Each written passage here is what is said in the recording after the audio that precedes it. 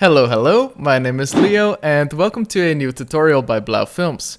Today I'm actually very excited because this is the first tutorial in which our third and final member of Blauw Films finally makes an appearance. Hello.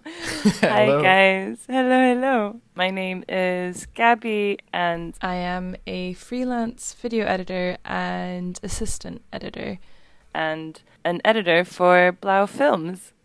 Welcome. Thank you very much for having me, Leo. Man, I'm very excited to finally have you on a video. We've been doing some tutorials with Eric and we've all just been waiting eagerly until we could get you on. And I'm super excited to be on. I'm slightly nervous, not gonna lie. First time I'm doing something like this, so I apologize in advance. The tutorials you and Eric have been doing are amazing. Art history and the technicalities of color grading. Perfect combination, and the combination, really. Could you tell the audience a bit more about what it is that you do? So I am a freelance editor. That's my main gig, and I've been freelancing for the past 2 years, I think, 2 years and a half. And I've had the opportunity to work on really different types of projects. I currently work on a lot of social media content, and yeah, I've done short films, fiction, docs, horror films with Blauw Films.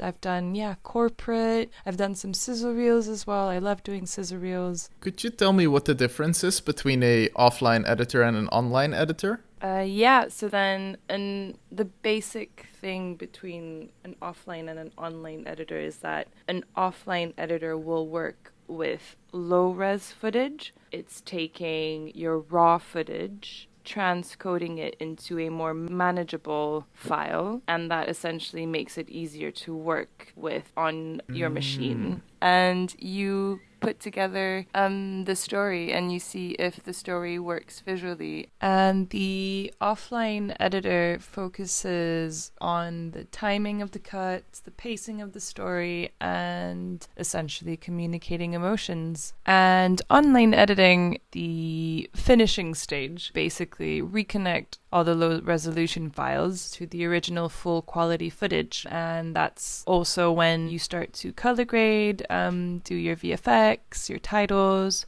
sound mix, all that jazz. I think it's actually great because we've worked together quite a lot. We've worked together on a short film by Blauw Films. Yes. Afterwards, we've done some collaborations, or at least we've been involved in the same projects in many occasions. I've really noticed that, most people in the world are casual editors, but you actually have a very specific way of working. I strive to be professional in the way that I work.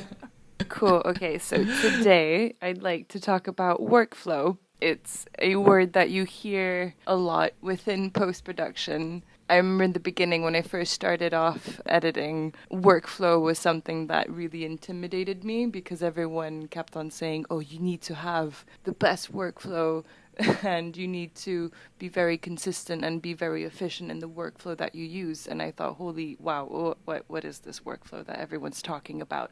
Yep. To put it simply, it's basically the steps that you need to take when you start a project and finish a project, a blueprint in editing your project. Creating a post-production workflow is all about creating an environment where you can focus on your film, essentially. Creating good habits in the way that you edit, it will save you so much time in delivering whatever it is that you need to deliver. And it will give you so much more freedom to be creative with the edit that you have. The more efficient your workflow is, the better it is for everyone involved in the projects. It is basically the foundation you build when you want to professionally work as an editor. Because when you edit, time, speed, efficiency, and obviously creativity, but mainly time is something that a lot of clients look for. They look for someone that can turn around quite fast. Because Yep. in reality, many projects come with a very, very tight schedule. So the Yes. quicker you are, the more efficient your workflow is, the better and the more creative you can be with the projects that you have in hand. I feel like we've all learned this the hard way for those of us in the industry. Yes, very much so. A lot of tears, a lot of panic. Yes. Before even opening or plugging in your hard drive, you need to ask yourself a couple of questions. What it is that you're editing, what's the subject matter that you're editing, how many cameras are involved in this project, how large is the editorial crew? Are you working with other people? Like, how many people are involved in this? And what is the genre of your project? If the client that you're working with or the production company that you're working with, if they already have a file naming standard, which I'll go into later on. Who is your audience? Who are you editing this video for? Not the director, not the producer, not your client, but your audience, if that makes sense. Those are quite important questions to sort of ask yourself before diving into any project. I have my own kind of folder structure when it comes to visual effects work, but when it comes to editing, I tend to just get overwhelmed by the idea of structuring, and I just kind of tend to drop everything into a footage folder and call it a day. Yes, that's very tempting to do. I always get very tempted to do that as well, but I'm going to show you a structure that I have learned from several people. Before even starting your project, please, please, please make copies, make backups of your footage, of the audio of anything that you have, because you just never know what's going to happen to the drive. Make copies, rule of thumb, probably 3 copies in separate, hard drives, obviously, is great. Good practice, good habit to have. And I'm pretty sure that most people do that anyways, but always worth a mention. So normally I tend to type out all of the folders before starting a project, because I feel that mentally prepares myself for whatever it is that I'm going to work on. But if you want to save some time, or then you just can't be bothered to, type it all out over and over again, you can always just, create a folder that you just have all of the different folders that you can just copy through. So let me just copy that, and then I'll go to my external hard drive over here, and here are either clients or projects that I'm working on. And for this video I made a folder with Blauw films in it, so I'll click on this, and this is where I'll just paste everything, and voila. So as you can notice, I have underscores here, don't have any spaces between words. It apparently, it's to make it easier for the machine to read the files, because some machines might not be able to read spaces, so I've been told, and also it's the way that I've been taught. So yeah, I think that's it. I'm not really sure. So then I have these numbers as well, and this is just an easier way for me to locate what folder I'm looking for, and just organizes it in an order that I prefer. We do a similar thing with visual effects. Before you start your whatever you're categorizing, you just say 0, 1, 0, 2, 0, 3. As well, it automatically stacks them, alphabetically or numerically. Exactly. So yeah, it's easy to find. Exactly that. Exactly. And obviously there's so many different ways to organize this, but this is the way that I like to do it. So then 00 project files, and within project files, I'll divide it into the different softwares that I'm using.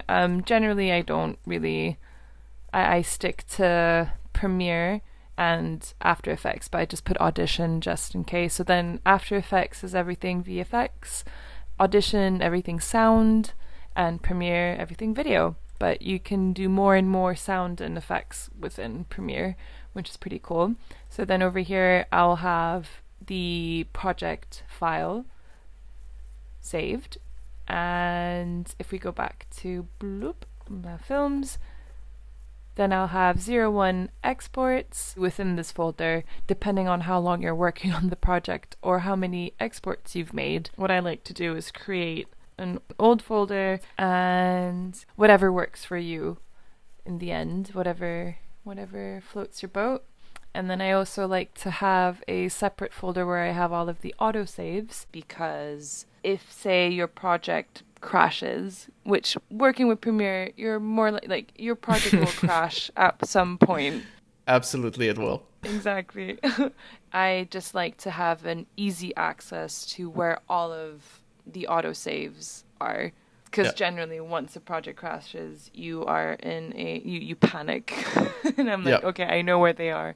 I'm going to go see where I've left off, and I can pick everything up from there. I have it saving every 10 minutes. I know it's a lot, but you just never know, and you can do a lot. You can make a lot of edits within 10 minutes as well, so... again, whatever floats your boat. And then 03, we have brushes. This is footage that Leo has kindly gave me for this tutorial. Normally you wouldn't have this in your folder to start with. This would probably be in a drive, an external, like a memory stick or whatever it is. So these are the raw files per se. I'm going to put them in the rushes folder. And in the rushes folder, so you separate your video and your audio. And all of that inside of your rushes folder. The rushes folder is basically the folder where you have all of your raw files. So anything that comes directly from the camera or whatever it is that you're shooting from. It could be even your iPhone, anything. Or in this case, renders from Cinema 4D. Exactly. Within media, I have a series of other subfolders. Wow. And it's basically all the different assets that you might need during an edit. So archive for any archive footage, anything. I dump it all in here. Fonts, in case a client needs a specific kind of font, I put them in this folder. This is assuming that you don't have any baked in footage, maybe for subtitling. Maybe they want you to subtitle something, or then that's if they ever have specific fonts, then that's where I keep all of the fonts. GFX, that's where all of my graphics go into. So then say there's like a logo or even a photo, anything graphic related, I put into this folder. LUTs, generally when clients have a specific like package of different LUTs, which are, oh my god, what's the, Leo, do you know what the what LUT stands for? LUT stands for lookup table.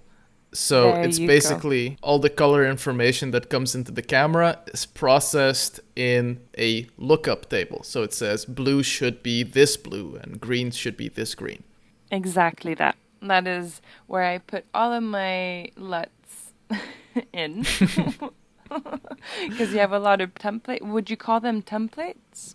Yeah, I would definitely call them templates, because they usually are used as a temporary color grading before your color grader actually does the final grade.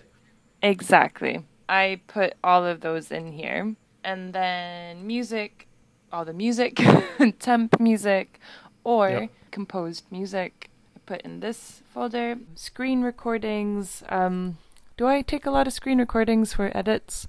I've done sometimes, like going on a website, for example, clicking, opening a page. I still separate that within my media folder. And generally I try to keep it as tidy as possible, because things tend to pile up, and they can pile up very quick, and you may lose so much time if you're faffing about trying to find a file that you desperately need.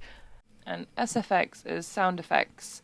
Sometimes when you record, you can't really get everything on your recorder, so then it's probably a door crack or a breaking of bones. I don't know why that's the first thing that popped into my mind, but You would put like breaking of bones, you would put that in the sound effects folder, but anything recorded on set would go into the audio folder within Rushes. Yes. Okay, Exactly that. okay, I'm understanding the structure now. Yeah. Okay, cool. That is very important. Everything that's within the Rushes folder comes from set. Renders. So renders is all of the audio previews, video previews. Ah, Yeah. You might know this, I think, because, like, to be honest, as an editor, I should know a bit more about these files, but I tend to just chuck them all into one folder and not really think about them. But I feel like it's a lot more important in VFX. it's basically all of your RAM preview stuff, right? All of your RAM preview data. Exactly that. It's all of, that data. They can be quite a big file size at some point in the project. Yes, exactly that. And then some of the data you end up not actually needing. So you can just like quickly clear them out and do a little bit of housekeeping with your project file. But I like to just keep them all in this folder. So then if the day comes that I actually need to open any of those files, I know where they are. Yeah. And then you have a final folder, which I generally tend to make towards the end of a project when I need to deliver it to either a color grader, a sound mixer, and I make another folder with the date, the name of the project, and deliverables, because then I'll just end up sending this whole file to whomever it is that needs the deliverables. But we'll go into this in another tutorial because this is a whole other world. It's a very clear structure. Cool. I'm happy to hear that. It's a structure that I really try to follow. Yep. For whatever reason, imagine that you need to transfer your project to another editor or to someone else. It just really has to be straightforward, intuitive, and easy to transfer from one machine to another. So I'm assuming that now the next thing you do when you create a new project is then set up each one of these output directories. Let's do that now. You open your Premiere. Also, I completely forgot to mention, but never, ever rename any of the raw footage that you receive from set or the footage that your client gives you or whatever it is that you're working from. Anything within the media folder that, so then I'm talking about like GFX or anything, you're the one that's, putting that in, unless it's someone else that sends it to you, especially with recorded videos and audio. Maybe, it's already been named on set, both video and audio. So there's already that information written down somewhere for sure. Also, it'll make life easier when you need to conform and go on to online editing. But then in your Premiere file, you can rename the footage because you're not actually changing the name of the footage itself. You're just naming it within Premiere Pro, if that makes sense. So new project. I like to name my projects in a very simple way. The project or company, the first thing that you would write down. For example, for this one, I would write Blauw Films because we're doing something with Blauw Films. And then I like to put my initials afterwards because then the person knows who created the project. And then I like to end it with the date. Date-wise, I've learned to put the year first, so 2021, and then the month, January, and today is the 27th. People read dates different ways, and apparently this is the naming convention of how you should read your dates. Yep. So no one gets confused. And then you put the version 1. Ideally, what you want to do is you back up your project file as well. And then every time you make a copy of your project file, you add a different version so you know which version it is. And then you also then change the date to the date that you create that new version, if that makes sense. Absolutely. Yep. Yeah. Okay. So then now you have location. So project file, I want to save it into this folder. Yep. And over here, I am going to go into the scratch disks, and this is where we're going to organize all the metadata and all the data that we were talking about earlier. So I'll go back into Blauw Films, and I am going to put them all into this renders folder. Captured video, audio preview, video previews, and audio previews. I put them all in that same folder. Because they're all scratch disks, right? They're all just RAM preview data. Exactly. And I have the autosave, which is there. Put it here. And select folder. And then for these, I leave it within my project file folder. Generally because I never use it. So if anyone out there actually does use these things, they probably have a different file structure. So once that's done, you have your project open on Premiere. Is this Gapster's workspace? This is Gapster's workspace. Great. We'll make Gaby's workspace available for you. Be sure to check the link in the description below, and we'll figure a way to make sure that you can download the same working setup. It's the same one I use, and it's the same one almost everyone I know uses. Very happy to hear that. The main reason why I have it organized this way is that I like to edit on one screen. I have the monitor that I have is quite big. I do have other monitors, but then when I edit, I just prefer to have everything on one screen because I tend to get really distracted if I have to look in another direction. It's too much faffing about, in my opinion, and for the way that my brain works. I tend to have a lot of space for my timeline. Having my program monitor and my source monitor next to each other to make comparing stuff quite easier to do, just to have everything a lot more accessible, really. And then I tend to just use a shortcut to make things bigger. Is that shortcut the same as in After Effects, which is like the floating comma kind of thing? Yes, that is the floating, the little squiggly line, the floating comma. At least that's how it's configured on my keyboard. Yep. Okay, perfect. Yeah. Cool. Again, I know a lot of editors would say otherwise, but I just prefer it to be on one screen, really. And then having another monitor for just documents or the script that you have or browsing stuff on the internet, emails. Yep.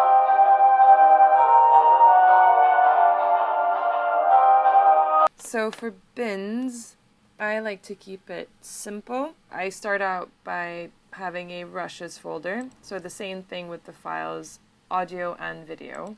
Mm-hmm. I like to have a folder with all of my sequences. Yeah, of course. A separate folder for my exports. When I mean exports, is generally all of the sequences that I know I'm going to export. I have a copy in here, so then I don't have to look through all of the sequences that I have piled up in this folder. Ah, okay. Another folder, number 4, for my graphics again.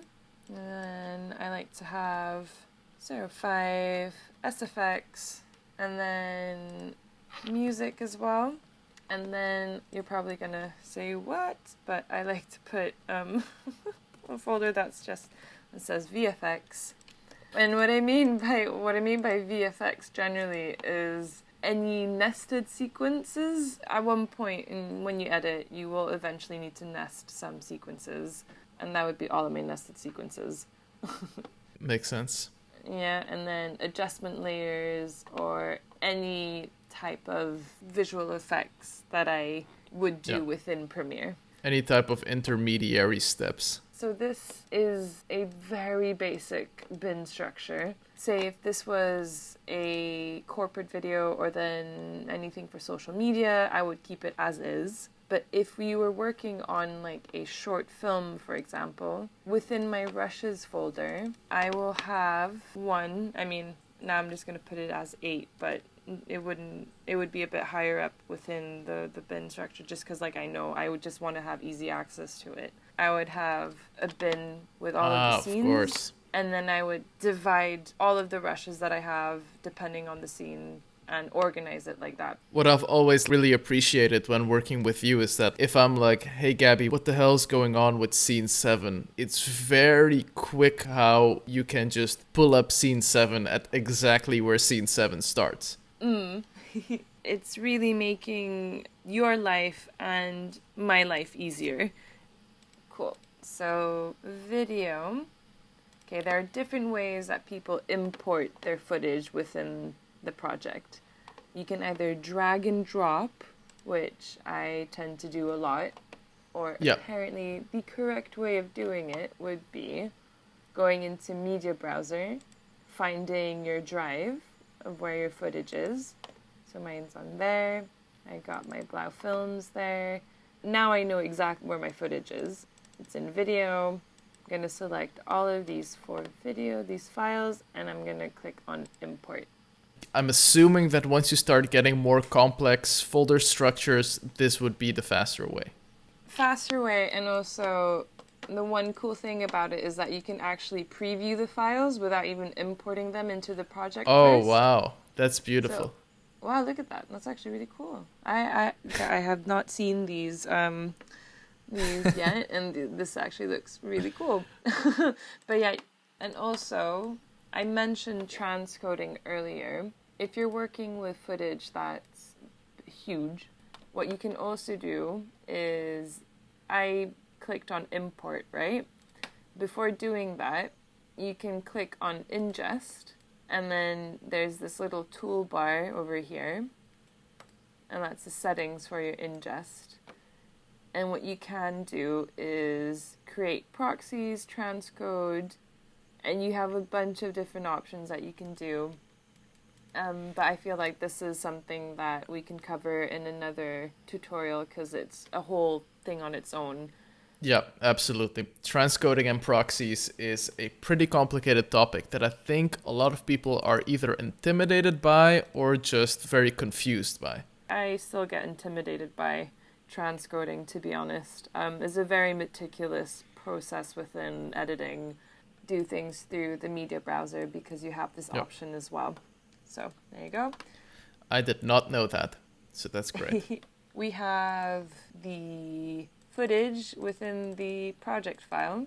Happy days. Now I'm assuming you would just import everything that you need to have imported, right? You would import your GFX, your sound effects, your music, whatever you have. Exactly that. Once we have the footage and everything else that you need imported in your project file, you want to have a sequence within your timeline. So then one easy thing to do is to right click on any of the footage, click on new sequence from clip, and that'll create a sequence. And you can see the difference in the icons over here. So I'm going to put that into the sequence folder. And generally, even before you edit, you'll always have a list of things that your client or whomever it is that you're editing for, they'll say, I want this in this aspect ratio, then I want it to be for Instagram, and that's when you can then change this. But before cutting or doing anything on it, you want to name your sequence, and over here, again, I'm going to use the same naming convention I used for the project file.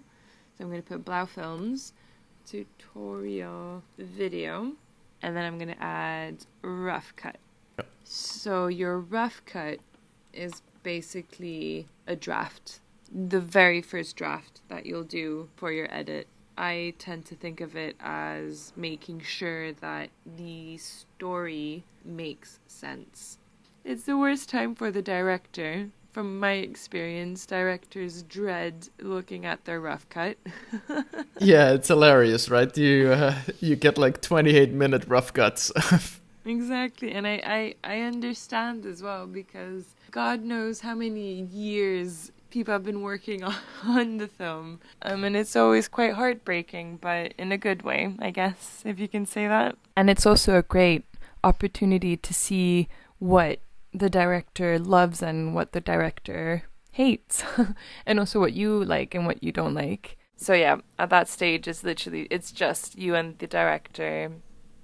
That's when the director comes back with loads of notes, and then you craft it into your first edit, which sometimes you can show it to your producer, sometimes you don't, depending on what the director wants. But then with your first cut, it's a more chiseled?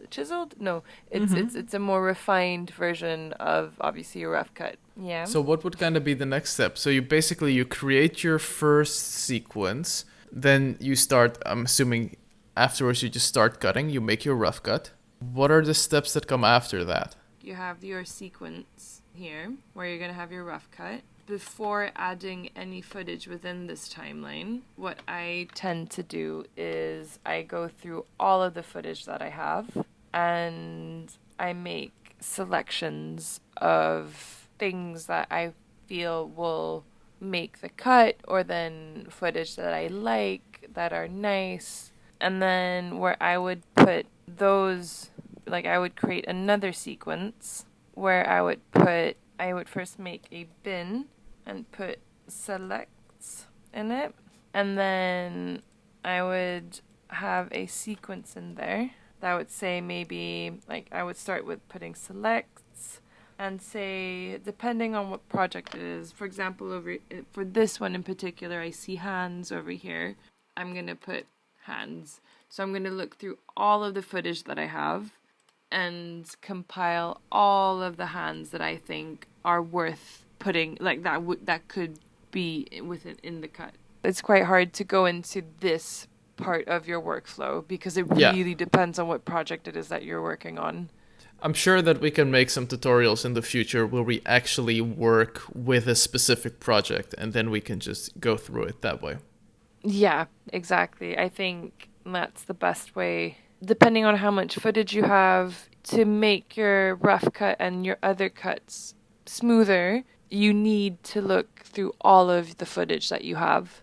And that's when you make your selections, and then you make different sequences and you organize your sequences depending on how you work. So if it's more like a visual thing, you can compile every handshake, hands, paint, whatever in one sequence. That's when it's so easy to just go into that sequence and not have to go through all of the footage that is in your rushes folder. Ideally, you would have a report, like a script report with footage that you will definitely avoid or footage that the director loves. Yep.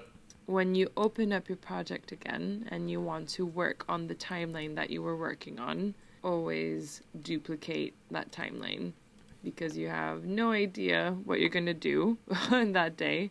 And it's always good to have a copy of whatever it is that you've done, because you never know if you need to go back to what you've done the day before. Maybe you want to play around with the footage, and then at the end of the day, you're like, oh, actually, it's not working. Then you always have something to go back to, and you always have a record of what you've done. Yeah. You're basically making sure you keep record of all your process. Exactly. And I just put rough cut too because, say, you haven't delivered yet to the director. And I would always say it takes me 3 days to do my rough cut. I'll have 3 different sequences in my project.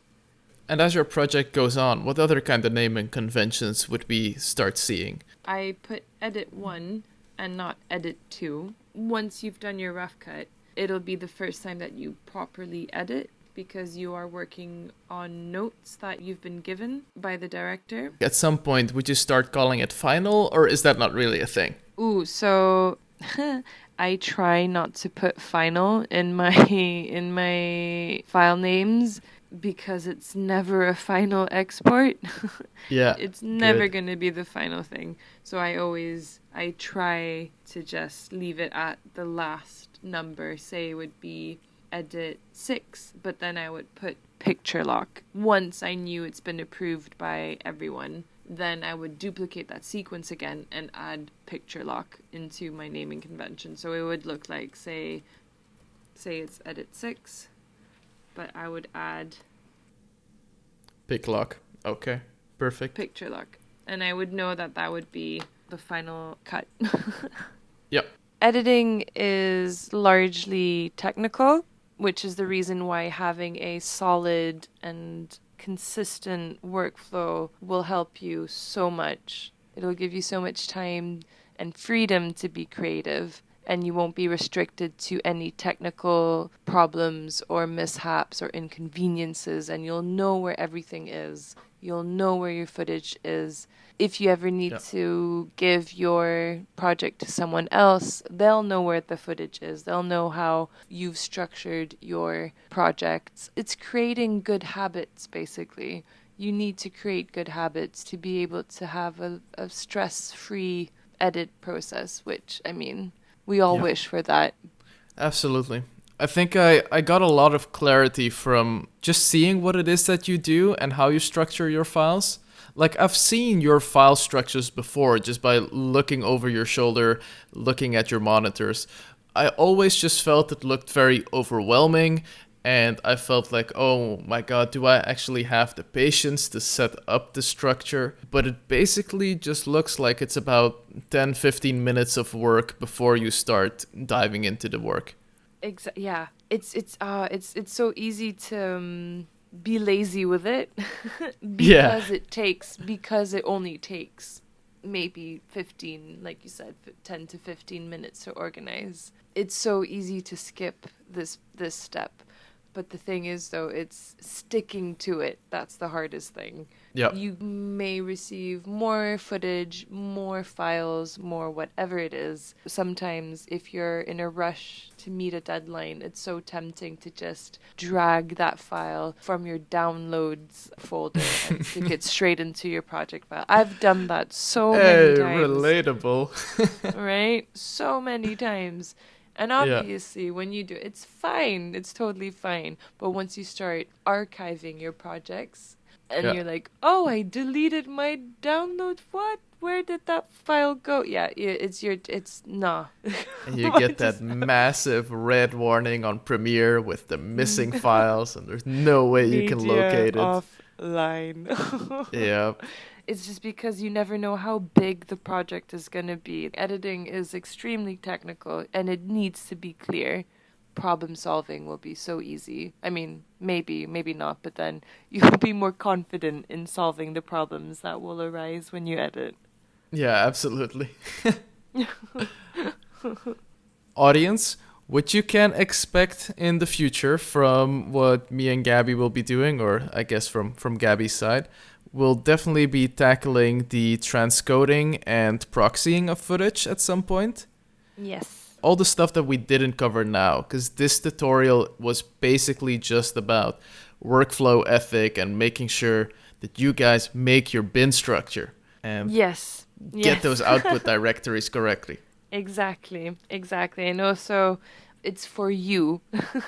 Basically, you make it as in a way that you understand. You can always improve your workflow. Like, I know that I need to improve my workflow a lot. Whenever you do, just let us know. Exactly.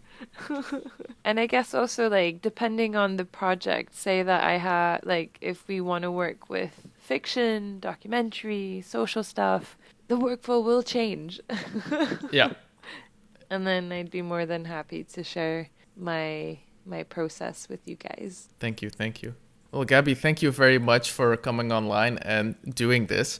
This is the first video with you, but I'm sure that there will be many more in the future. Oh, I hope so. And I promise you guys I'll be more clear and it'll be more interesting than like bin structure and organization, because Gaby is a very fun sexy person.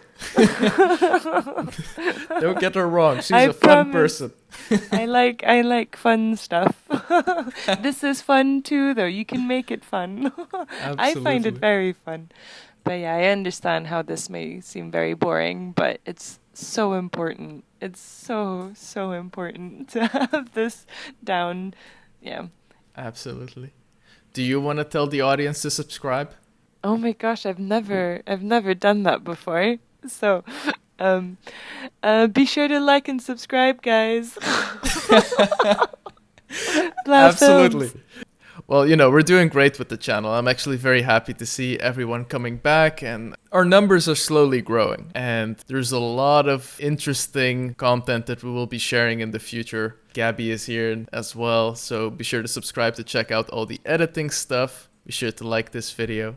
What else do they have to do, Gaby? And be kind. Be kind. There you go. Oh, and Life also advice. be kind. And also, if you have any tips and workflows that you follow and you have, please share in the comments. We'll be reading Yeah. them. We'll reply. Yeah, perfect. Well, thank you very much for watching, everybody, and have a good night. Cheers. Good night, Bye-bye. guys. Bye.